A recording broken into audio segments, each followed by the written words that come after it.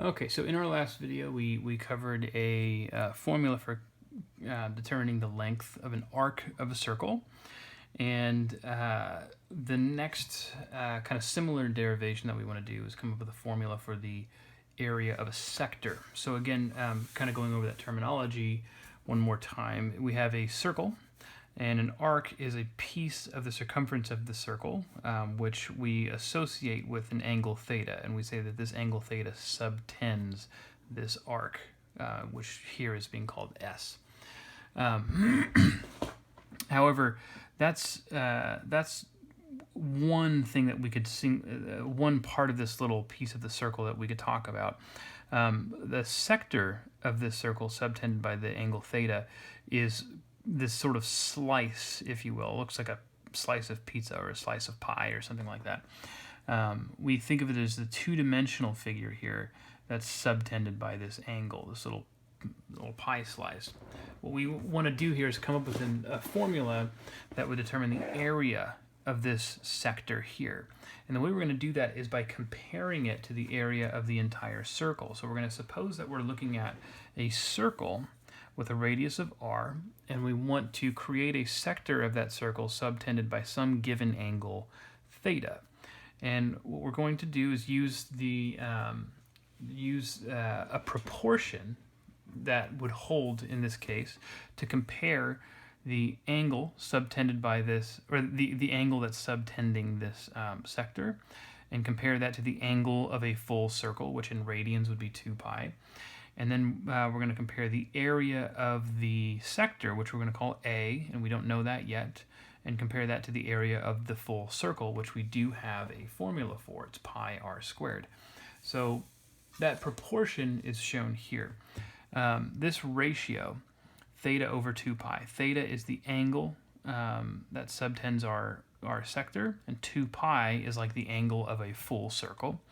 This ratio right here is comparing areas. A represents the area of our sector, pi r squared represents the area of the full circle.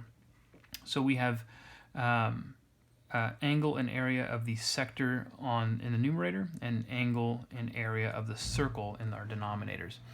We can solve this proportion for A, because that's what we're looking for, the area of the sector, by cross-multiplying.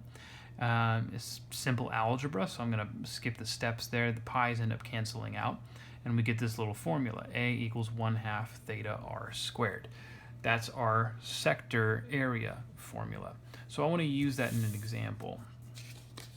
I've already worked through this example ahead of time, so let's read it really quickly. We're talking about a rotating sprinkler head that sprays a distance of 12 feet, and it rotates through an angle of 45 degrees. I'm sure everybody's seen these kinds of sprinklers. You know, they pivot through an angle and kind of spray in this oscillating pattern. You know, so here we kind of sketched out what the spray pattern of this sprinkler might look like. It sprays that distance of 12 feet here, and it goes through this angle of 45 degrees, rotates back and forth through that angle. We're going to assume that the sprinkler manages to water everything within this sector-shaped region here, so that we can use the area formula for a sector to determine the total area of the section of lawn that's being watered by that sprinkler head. So what I'm going to do is first convert my 45-degree angle to radians, because just like our arc length formula, the theta that's showing up in our sector, or area of a sector formula, only works if we interpret it as radians. If we leave it in degrees, it's going to give us a wrong answer. So I start by converting 45 degrees into radians, and here's the proportion you set up to do that. We end up with an angle of pi over 4 radians.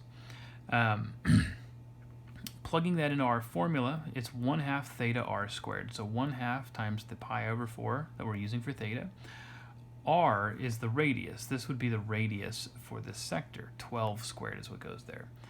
I get pi over 8 times 144 after simplifying a little bit, which leads me to 18 pi square feet.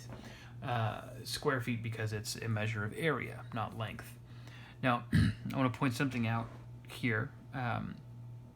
In previous classes, you may have rounded pi to 3.14, or occasionally when you're using a fraction to approximate it, 22/7 is a common fraction that's used to approximate pi. But as you hopefully know by now, pi is not a rational number, so 3.14 is not what pi is equal to. It's a rounded, it's an approximation that's useful for getting a decimal. In trigonometry, we rarely do that. We usually leave things in terms of pi. So you're never going to see me, well, I should say you're rarely going to see me get a decimal from this. We tend to just leave the pi in the answer, okay? So if that's not something you're used to, you're going to want to start warming up to that idea. Okay, so that was one quick example using our area formula for a sector. We're going to move on to one more application of the stuff we've talked about up until this point. Something that we call linear speed and angular speed.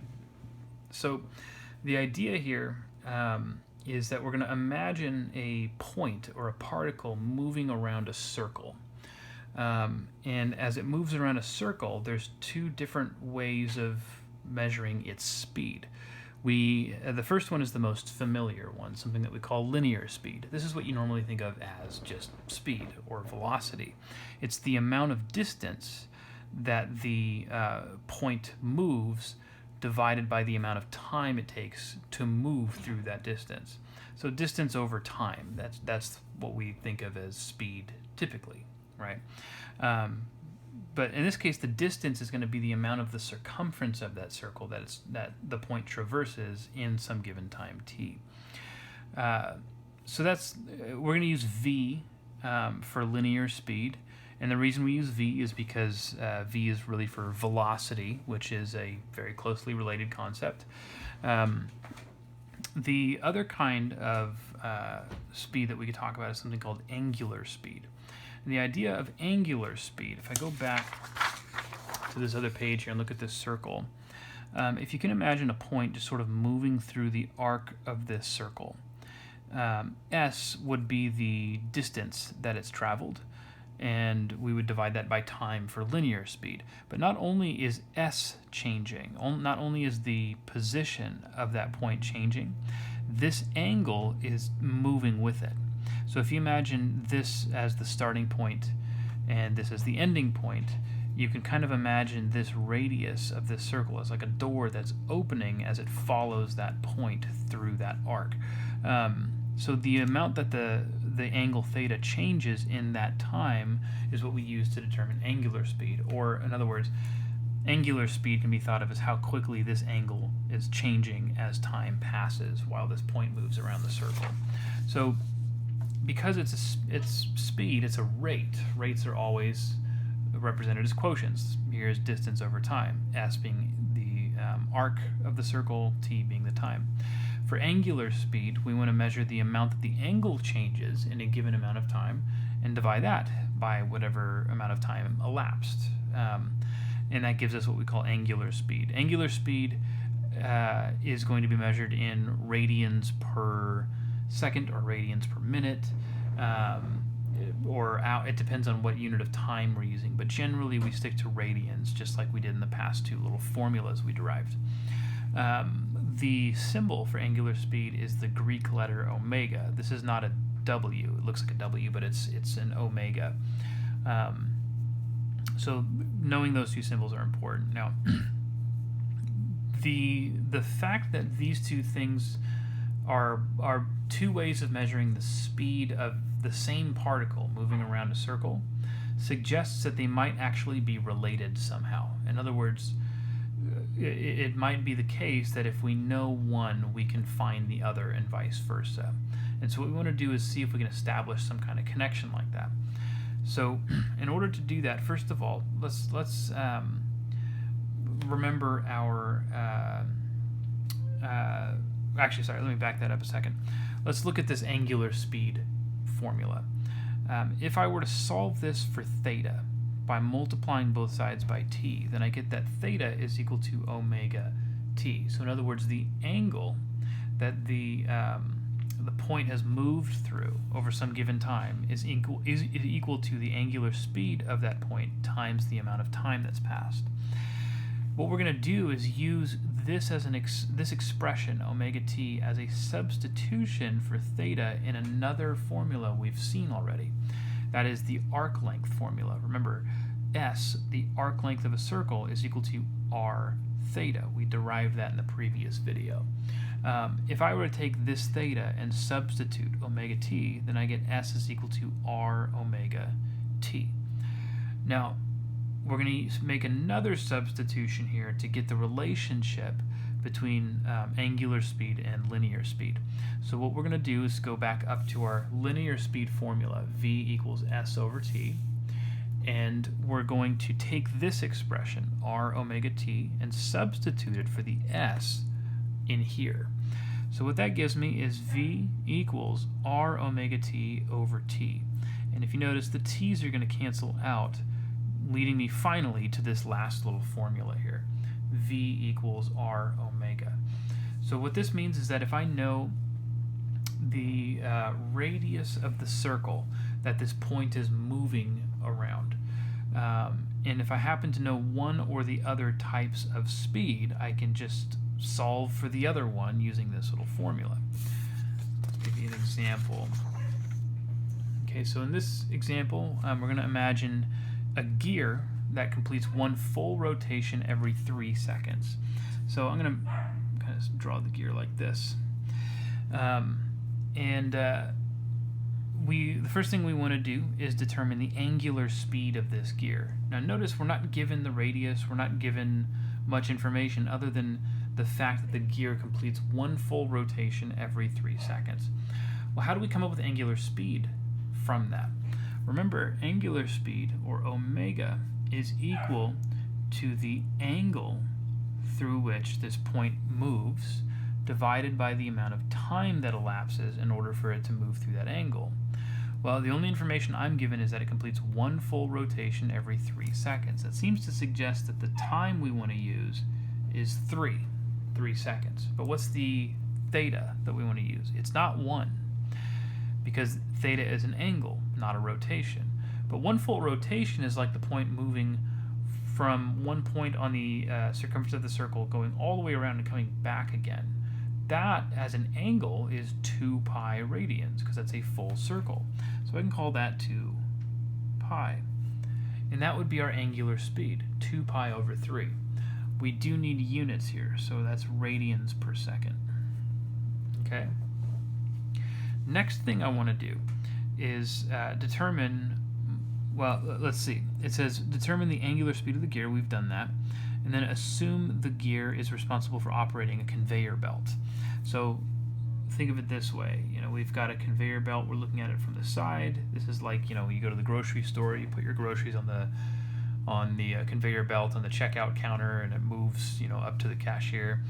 What we want to know is the linear speed of the conveyor belt. Well, that's the same thing as the linear speed of a point on this circle, because as this circle turns, whatever linear speed the gear is moving with, the conveyor belt will have the same speed because they're connected to each other. So really this boils down to just using my linear speed formula. However, I don't want to use my linear speed formula directly. I want to use the last formula we just came up with, v equals r omega.